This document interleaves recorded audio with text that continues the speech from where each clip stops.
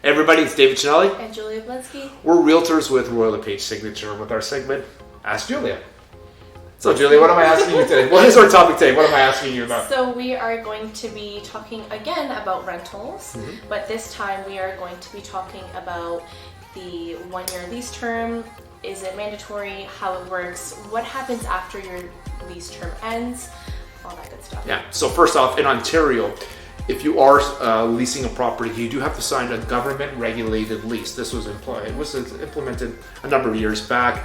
There were so many different leases, and there was nothing a standardized document. Now we have a standardized document which all tenants should be signing on the residential side.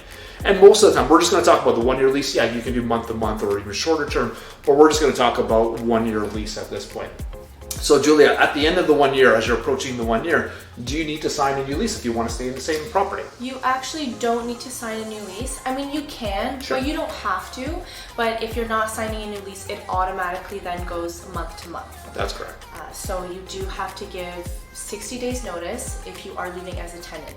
Now, if you are a landlord, you have to give 90 days notice for a price increase. Right. If you're looking to rent your raise, so if your tenant's been in there, and it's also depending on the age of the building. I forget it was, I think Ford changed it a couple of years ago that if you're built after 2022, these rules don't apply. Again, don't quote me on that. I gotta do a little more research on that. But most of the properties we're leasing out are older than 2020, and they are under a government regulated amount every single year.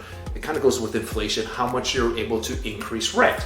And the reason why we do 90, the landlord gives the tenant 90 days. Is that so the tenant can decide if they want to stay or if they want to leave after they've been notified of the rent increase. That's right. So think about it. So I give you, say, okay, Julia, I want to increase your rent. Here's 90 days. Yeah. So you have 30 days to decide if you want to do it because you have to give how much notice? 60. 60 days. So you have 1 month to get a new property if you're thinking about searching that.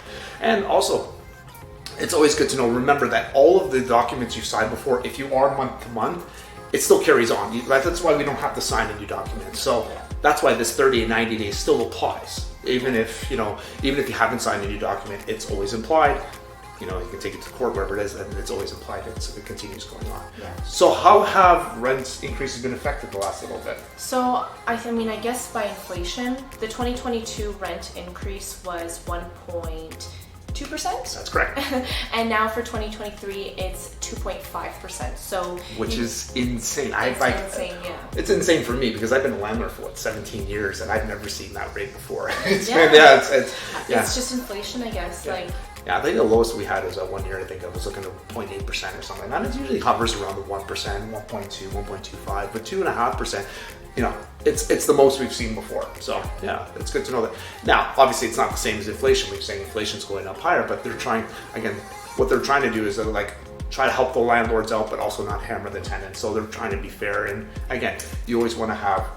And as a landlord, you want to make sure you know the rules and regulations. Make sure you follow the 90-day. Make sure you follow the increases because, again, you can be left in a lot of hot water if you don't follow those regulations. Yeah. All right, cool. So if anybody wants to get in touch with you, they can just DM you, I guess? Yeah, DM, text or call Dave if you have any questions.